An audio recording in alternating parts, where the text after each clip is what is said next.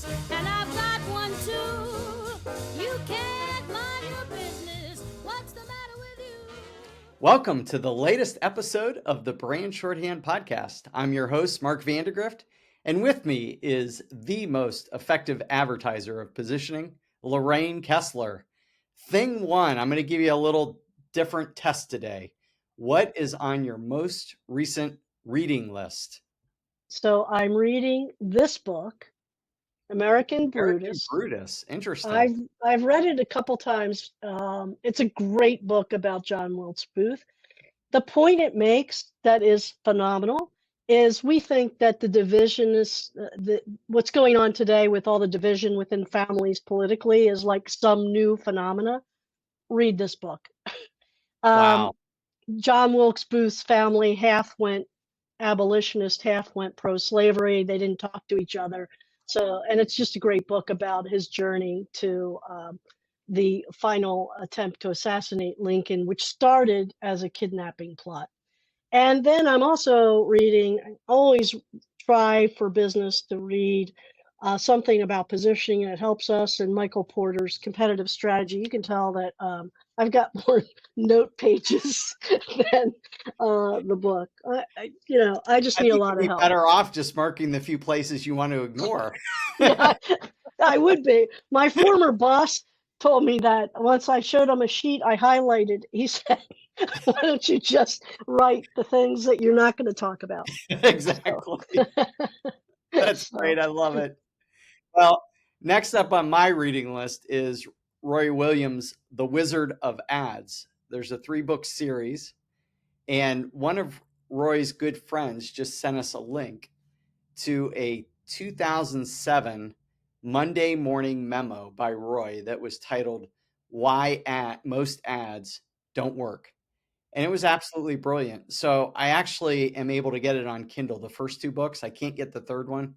So at some point in time, I'm going to have to buy a physical book. Yikes. But I'm looking forward to diving in. but then you can do this to a physical Yeah, book. exactly. I haven't done that to a book since college. Oh, I man. was never a highlighter. I was like, I would take notes separately if something was good, and that's where I kept it. So, but I want to get your commentary on that memo because Doug sent that to both of us. And I just want to read you his concluding comment from that post.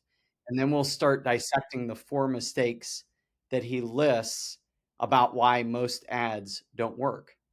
And shout out to Roy because I noticed his Monday morning memos went back to 2002 and he's still doing them. I mean, name a podcaster right now that's been around for 21 years. That's just incredible. So here's his overall conclusion on this topics. Most ads aren't written to persuade. They are written not to offend. Tell me that that is not so simple and yet so genius all at the same time. Don't you love that commentary? I do, and he's always the provocateur, but for good point, because he's right most of the time, if not all the Yeah. time. Yeah, I mean, yeah, that statement is all at once instructive and actually damning to those people writing ads. I'm going to say it again. Most ads aren't written to persuade. They're written not to offend. And you and I see this a lot in copywriting from ads that we consume. Not from here, of course, but copywriting from ads to websites to news releases and more.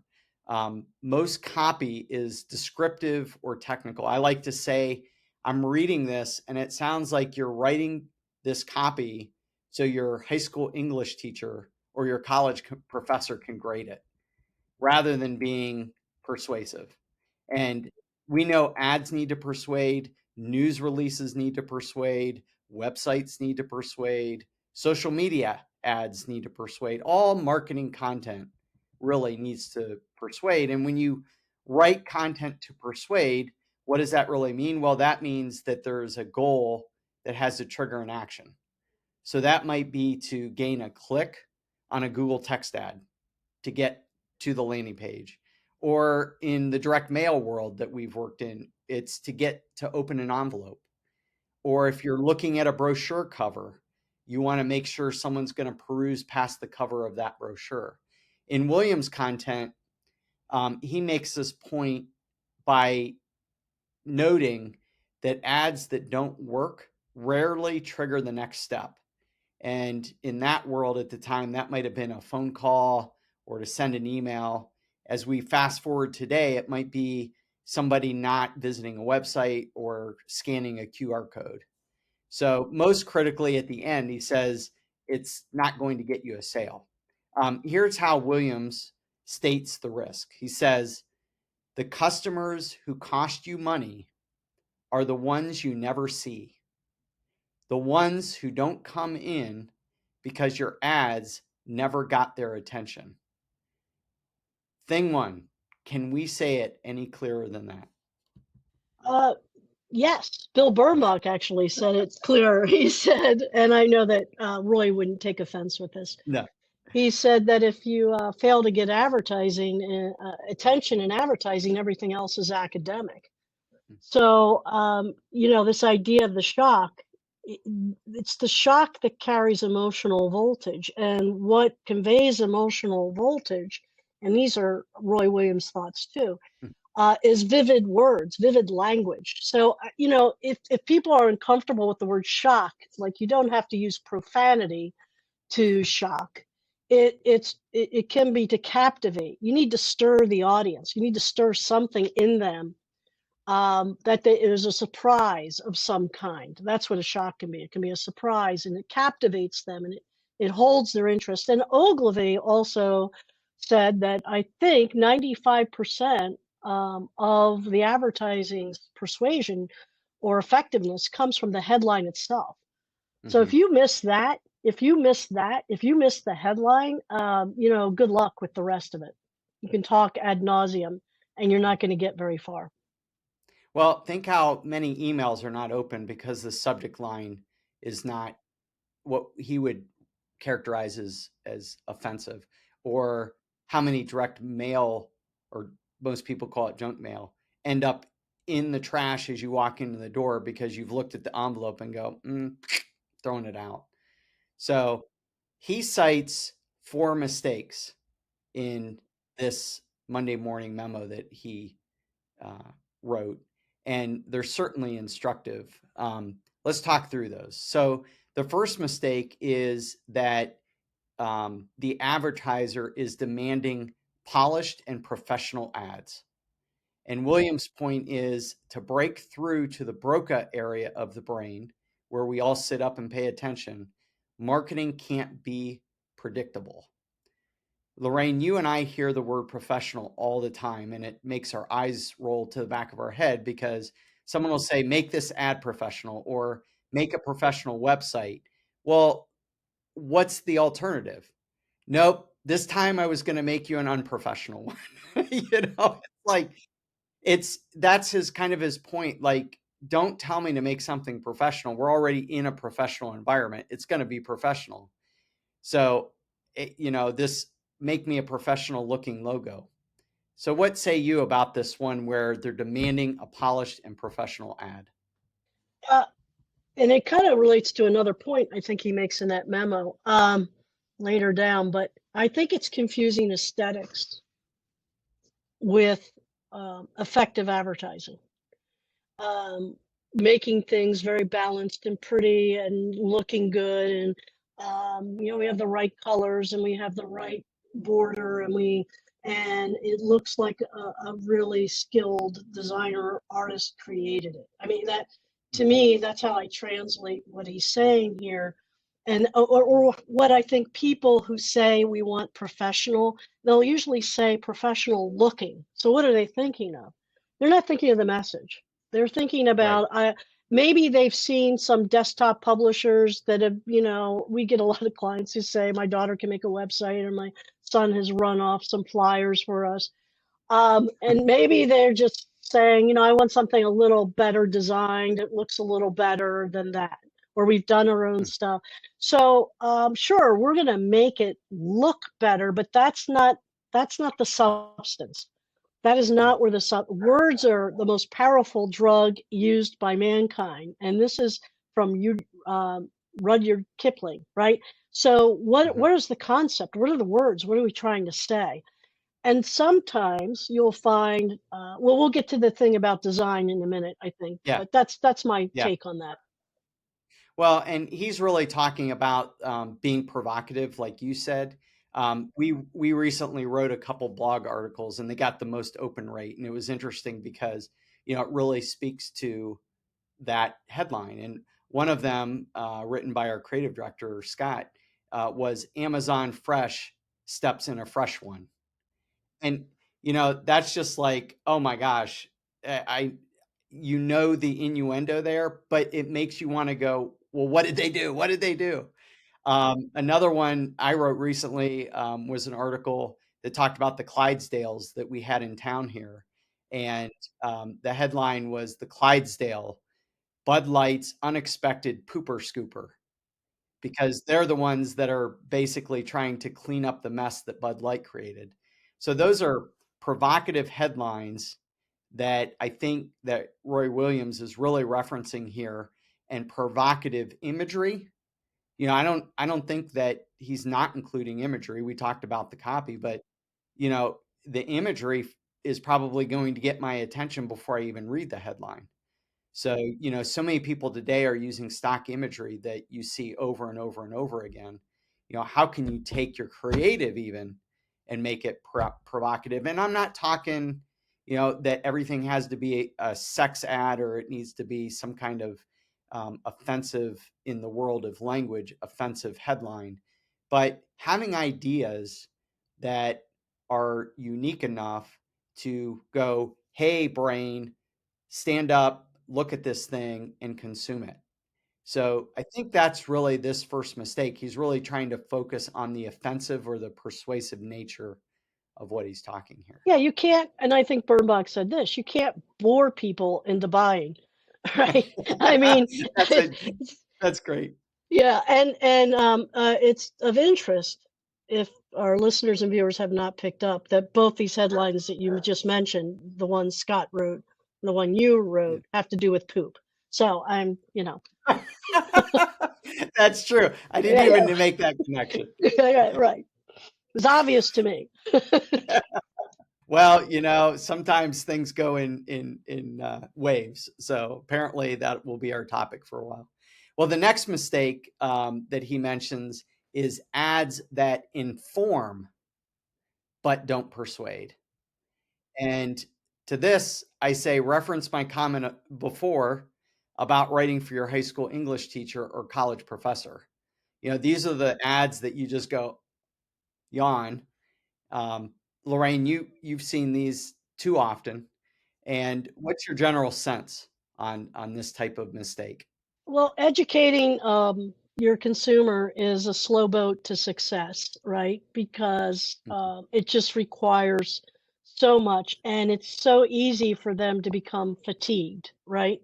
And particularly in today's time taxed world that we're in, and I would say even mentally taxed world, we're not going to give that much time to this. And Mhm. so informing without really having closing, they're almost, if you're, now it's not to say long copy ads and highly informative things, if you look online, you'll see this guy who's all about how you can lose weight without walking on treadmills or doing hard working out or, not eating carbs. I don't know if you've ever seen this guy. He's all over video and Facebook and what I watch. And I've gone into these long videos with him, and he's informing. I'm not buying because I don't know what the secret sauce is, because they want to hold the secret sauce way to the end. And then, of course, it involves a pretty Lots of money. lots of money.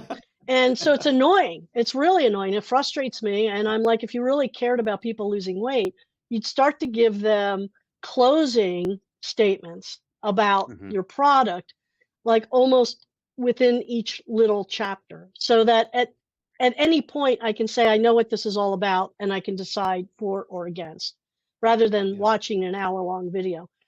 Is that informing? It must be working, but I feel like it really is this tedium and this boring, and I think the chances of you really being successful, it'd be interesting to test that, is all I would say, with a shorter Yeah. form kind of approach. Yeah, and we fight that a little bit because when we're doing content marketing and specifically blogging for clients, right? Um, Google says I want 700 words or more, and it's really easy to actually get to like 1,000 words. But here's the fight that we have: you can't make that filler copy just to get to a word count. So there's a pattern, to your point, which is introduce the topic or the problem or whatever, but very quickly you need to get past that into what is the solution to that from the product that we're advertising. And you can go back and forth, but eventually you want to get down to that call to action at the end, which is we really are your only solution because we've painted a problem that only we can solve. And I think that's, if you keep in mind that as you're writing long form copy, you're always trying to persuade, then I think that's where you end up in a good place. Yeah, and I think Scott Edwards, who wrote the blog that you spoke of first, our creative director, he calls this, and I think it's a really good term. He calls it chunking the copy. Sometimes whatever the product is, it might be a technical product, and it requires some information. The thing is, just don't deliver it in a boring way. Always deliver it in the most captivating way you can with subheads like headlines. But he talked about chunking, where you have a strong headline, one point about it, a close and then you chunk again. It might be another captivating headline that's worth reading with the supporting facts that might be a different facet of that product or service, and then a close. So you're digesting this you're presenting this in a digestible way for the reader or listener, and you're giving them, I think, you're crediting them with the intelligence that they can make a decision even just on the first um, chunk of copy. Yeah. And when you think about it too, there's an SEO rating value in there called its readability. And one of the rules of readability is that no section with a subhead should be longer than 300 words, which that's really only about 2/3 of a page of copy in Microsoft Word, single space 12-point font. And the point there is that that section by itself, if you're in our world, should be able to sell you in and of itself, meaning I don't need these other things. But what it does, it's like a good sales presentation. You introduce the problem and how we solve it, and then you credential that with almost like bullet points, but they're in the form of a paragraph and sections. So I think that we've probably beat this one to death, but informing versus persuading, there's quite a fine line there. But at the end of the day, if people aren't picking up the phone or clicking or filling out a form, then you're not on the persuasion side of that equation. Good. Well, William's third mistake is that ads entertain but don't persuade. So ads that don't work are ones that entertain but don't persuade. And my take on this one, Lorraine, and we even go back and forth. It's the Super Bowl ads. I think they're probably some of the most entertaining ads every year. That's why some people watch the Super Bowl. But 5 minutes after that commercial, when I ask people in the room, name that brand or even name the product that it was advertising, most of the time, you'd be lucky if they could name either one of those. Now, not all Super Bowl ads are like this. There's some really, really good ones. But as an annual commentator on the Super Bowl ads, which you have been in the past, what's your take on this mistake of entertaining but not persuading? Well, it's a fatal mistake to leave on the cutting room floor why I should buy your product, right? That's essentially what persuasion is about. Hmm. Why I should buy your product and not somebody else's. And so when you leave that on the cutting room floor, and I can't remember the name of the product or necessarily anything distinctive about it, what I remember is the entertainment value only of the commercial, then that's a credit to the agency, because like the agency just created some nice little entertainment short form video, which tends to give them awards, but not you rewards as the client. Mhm. Now, that's not to say entertainment isn't necessary. It's absolutely necessary. You have to, again, captivate the audience. And in an environment like the Super Bowl, where there is entertainment value, you got to step up to that environment. So the environment informs the type of commercials, but you can't allow that entertainment to be absent of or devoid of what is the real essence of the product that I need to get across. If it is something totally arbitrary, shock for shock's value. We talk for creative's value, but shock for shock's value. Good. Well, the fourth and final mistake he lists is ads that are decorative but don't persuade. And you started to touch on this already, but I got to read this for you because it's a hilarious scenario that he talks about. So this is at the end of his Monday morning memo. Graphic artists will often create a visual style and call it branding. This is fine if your product is fashion, a fragrance, an attitude, or a lifestyle. But God help you if you sell a service or a product that's meant to perform. Do you like the ad? Asks the graphic artist. Yes, it's perfect, replies the client. The colors create the right mood and the images feel exactly right. I think it represents us well. Sorry, but your banker disagrees. Hey, I've got an idea. Why don't you and Artsy go home and redecorate the living room at your house? Me? I'll stay here and ruffle some feathers and sell some stuff. I hope you don't mind. So, Lorraine, I love how you wrote that. We have an amazing creative staff, but that's been, they've been drilled with positioning for so long. They realize their work has to deliver that position. We call it dramatizing the position. And that starts with the input that's provided, the positioning framework under which we operate, and really the review by our account staff to make sure that ads meet our persuasive requirements. But I don't think we run into that when we run up against other agencies. Why is there so much creative for creative's sake? Why do you think we're in that era right now? Well, let's speak about what he speaks about, design specifically, Mhm. right? And a lot of people don't know I have my master's in fine arts, so I know a little bit about the visual side of things. It's not just words and word images that Mhm. I'm attracted to. Um, Designers love to design. Mhm. Architects love to draw plans. They don't necessarily want to build buildings. They love to draw plans. If you want to keep redrawing the concept for your agency building, they'll happily entertain you. Designers love to design. That's kind of their idiom. So they sometimes don't realize that they're substituting design for the idea, Mhm. right? That they really haven't grasped the essence of the idea that sells the product or service.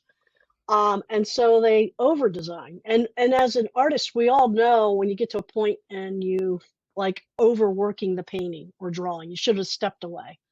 So one of the things Dick Majori always used to coach, which I just think is genius, is what can we subtract? Whenever we look at a layout and a design, what can we take away? Why is he taking away? Because he's trying to make sure that the idea is paramount. And Mhm. and sometimes the idea can be just delivered with words in a font, black and white, a headline on a white paper with just the right font and Mhm. just the right words. That's design. That's sublime design, in my opinion. So there is a tendency to be decorative sometimes and over design. And so that's why it takes a team, I think, within an agency who are professional. This is what professional means. You have different people who are owning the idea, the core idea, and they're coming at it from the perspective of the customer. And they're looking to say, if this idea is really valuable to the customer, what is in the way of that really being received in a way that they'll A, pay attention to, number one, otherwise everything's academic, and the two, that they'll respond to. Well, and what I'm seeing coming out of colleges and universities too is a lack of focus on strategy and how to communicate through design. So my daughter just graduated, as you know, and we've talked about this. Probably she's tired of hearing me say it, but most of the classes they're taking, even though they're in the communication design field, are studio art classes. So even developing her portfolio is like, well, we need you, you should have a billboard in there, you should have a website in there, you should have print ad in there, you should have social media, and all these things are ways that you communicate. But instead, they're having them put photography in there, having them put paintings in there or illustrations or whatever. And the point is that strategy, the value of strategy is way down here, and the value of the aesthetic is way up here. And I was just talking to someone yesterday about this, just the idea that positioning, first of all, but strategy as a general notion has been watered down, and the value has not been placed on it. And then you add this other thing, which is the DIY portion of this, where, okay, I can open up Adobe Photoshop, so that makes me a marketer, or I can open up InDesign or Illustrator, or I can use Wix, or I can use Google Ads. It's all so accessible that everyone considers him or herself an expert in that field. And so we end up with tactics and an approach to creative that has no strategy behind it. And I think that's really what Roy's trying to get here, which is we're going to make the prettiest thing we can. Canva's a platform that really is a creative crutch. You can make some pretty good looking things there with just a few clicks, but that doesn't make it effective. So I think that's what we're talking about here. Well, there's 2 points that I'd like to make. One, this idea of aesthetic is an orthodoxy, right? If you study art, you study design, and even people who go to design school who are very, very good designers learn an aesthetic that they think is great. Whether it's formal balance, informal balance, complementary colors, or not using them, or whatever. They learn an aesthetic, and it's like as if there's an orthodoxy. The beauty of an ad has nothing to do with its effectiveness.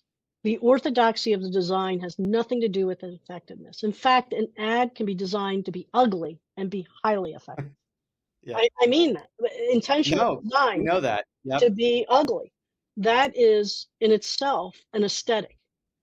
So we have to, I always felt like I suffered from an aesthetic orthodoxy when I was painting and drawing. And if you're going to do advertising, we just talked about, you have to do something new. You have to shock. You have to somehow attract attention. Well, you're not going to do that if you're following a predictable orthodoxy, even in the design, because you as a designer know that balance is beautiful and these colors go well. That's not going to get you to where you need to go. So that to me is a real problem that we need to address, and that schools need to address with their students. And then you did talk about the educational curriculum. It is very light on strategy, and really what I would think would be an amazing advertising curriculum. A lot of times this is what happens if you go for an advertising degree. They have you study advertising, famous advertising, and then as if studying the end result, you will magically know how to create that ad or an ad like that. That's not going to happen, right? I can I can see a beautiful cake, 3-layered cake with a gorgeous icing. That's not going to teach me how to make that cake. It's only going to teach me what that cake looks like. So this is kind of where I think we have to understand that the strategy begins with psychology, human psychology. Why do people think what they think? What are their motives to buy anything or make any decision? The fear, the guilt, the need for for approval, the need to be emulated. Social approval is huge today. The need to feel safe, secure. There's not enough psychological training. That's where strategy comes from. Why would this buyer buy this particular product or service? It's going to have a psychological root. So I feel like it'd be great if advertising blended with the psychology department and taught people how to think, not how to make stuff to begin with. Yeah. Yep. Very good. That's so well stated. I love the example that you always use between what I call studio art and advertising or design that is meant to sell. And if you put a picture up on a wall and have 100 people look at it, and it's some artist creation, and all 100 people get a different feeling out of it, that makes me happy, that makes me sad, that makes me remember things. That's wonderful for that artist. But if we put a print ad or a social media ad up on the wall, and all those 100 people don't get the same idea for it, then you failed as an advertiser. And that's the difference between studio art and communication design. And I love that example that you always use. That's so good. Well, An Lorraine, artist is easily satisfied by everybody just looking at their painting yes, and getting yep, something, right? yeah. Right. Well, I think we're past our 30-minute threshold we usually have, but that's okay because this really inspired me this week. I am glad that Doug sent it out our way, and hopefully we offended today. Well, We're with never short of offense, are we, Lorraine? two poop ads under our belt, I think we're on our way. All right. Well, thanks, Lorraine, and thanks to our audience for viewing and listening. Please like, share, comment, and subscribe.